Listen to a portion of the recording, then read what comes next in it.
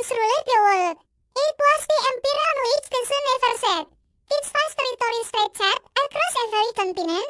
Its mighty navy commanded the oceans, and its currency, the pound sterling, was the lifeblood of global trade for centuries.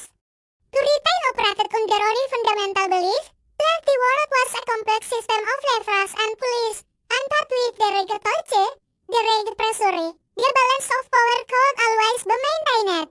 Conflicts could be managed from a distance, like a chess master moving pieces across a board. Britain was just a player in the game. It felt like it owned the board itself. Then came the summer of tahun 1914. A single gunshot and Sarajevo echoed across Europe. Then the continent glittered on the brink of an abyss. A tangled web of alliances, built over decades, thickened like an ocean. Armies mobilized, borders bristled with bayonets, and the air gave thick with tension. Still, when Britain believed this crisis would pass, just as others had before. The Balkan War, the moral centuries they had all been contained. Surely this would be no different. So Britain did what it did best, right to achieve. It calculated, it waited for generations. The cornerstone of British foreign policy had been what was called splendid isolation. The idea was simple: stay out of continental squabbles. Let the European powers exhaust aid for care, and only intervene when one nation grew too strong, threatening to dominate the continent until by extension, challenging British supremacy. It was a strategy that had worked wonder. It had kept Britain secure, prosperous, and powerful. How while others paid the price in blood and treasure, but this time was different. This time, the delicately balanced system didn't just wobble. It shattered. The moment of truth arrived when Germany, executing its infamous Cleveland Plan, invaded neutral Belgium. This was a direct violation of an international treaty, the tahun 1839 Treaty of London, which Britain had pledged to follow. Suddenly, London faced an impossible choice. Option on it, stay out. This would mean abandoning Belgium, breaking a solemn promise, and working from the sidelines as Germany potentially through France and achieve the very continental dominance Britain had spent centuries preventing. The empire would keep its men and its money, but it would lose its credibility, its influence, and its control over Europe as destiny. Option 2. Intervene. This meant committing the full might of the British Empire to our worst scale and ferocity were utterly unknown. It meant sending its sons to fight on foreign soil, spending its vast wealth on shells and ships, and gambling the future of the empire on the outcome of a continental bloodbath. On August 4, tahun 1914, Britain made its choice. It declared war on Germany. The idea of splendid isolation was over. At first, the decision seemed sound, even necessary. A wave of patriotic fervor swept the nation. Young men rushed to enlist, believing the whole thing would blow over by Christmas. But the empire was a global powerhouse, with immense resources, unmatched industrial capacity, and a population of hundreds of millions to draw upon.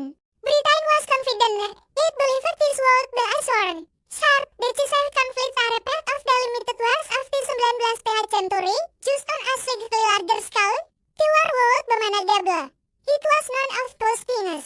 What unfolded on the Western Front was not a war of maneuver and glory, but a grinding, soul-crushing catastrophe. The machine gun and the artillery passed turned battle fields into mad grinders.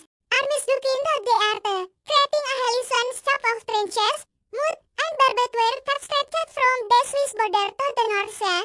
Strategy gave way to attrition.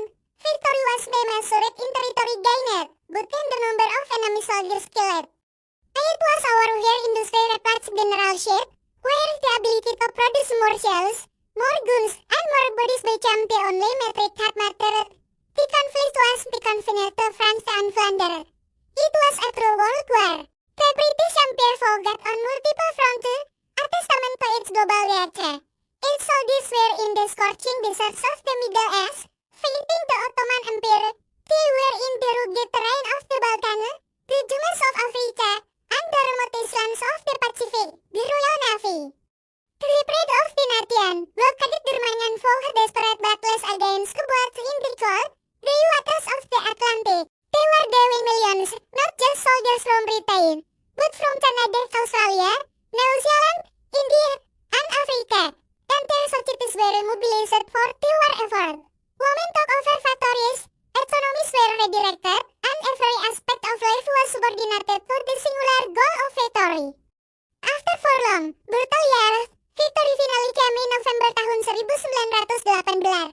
The German Empire collapsed, the Kaiser fled, and the guns fell silent. On the surface, Britain had won. It had stopped German domination, fulfilled its trade obligations, and its empire had even expanded, gaining new territories in the Middle East from the ashes of the Ottoman Empire. But this victory came at a price so staggering it was almost indistinguishable from defeat. The war had bled the nation wide. Nearly a million men from Britain and its empire were dead, where the millions were wounded, many scarred for life, both physically and mentally. The conflict had cost Britain its financial supremacy. Once the world expanded, it was now deeply indebted, primarily to the United States. The illusion of invincibility, so central to the imperial mindset, had been shattered in the mood of the Somme and Passchendaele. And perhaps most importantly, the war exposed a truth that could no longer be ignored. Britain's power was finite. The world that emerged from the wreckage of the Great War was a different place. Now powers, like the United States and Japan, were on the rise. World empires, like the Austro-Hungarian and Ottoman, were gone. And within Britain's own empire, the sense of change had been sown. Colonial subjects from India to Africa had folded and bid for the crown. The king had seen the master race blade and suffered just like anyone else. They began to ask a powerful question.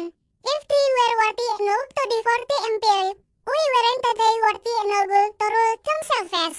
The decision to enter the war in tahun 1914 didn't destroy the British Empire overnight. It did something far more insidious. It set a precedent. Britain was no longer the detached overseer of the world order. It was now an entangled participant, expected to intervene, to spend its resources, then to sacrifice its people to maintain a fragile peace. But even it did so, from the Second World War to the Suez Crisis, it would have less to give. The national credit card was running up a balance that could never be fully repaid. The First World War was the critical turning point.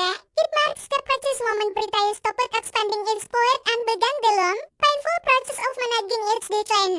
It wasn't because Britain lost the war. It was because the cost of winning was too high. The victory was heroic. Empires don't always collapse in a blaze of military defeat. Some teams, they simply exhaust themselves. The UN was drained very well too. Manpower and self-confidence upon which they were built. And for Great Britain, the long, slow journey to its global empire began not with a defeat, but with a victory it could never truly afford. Thank you for watching. If you found this journey into history interesting, please like this video and subscribe for more.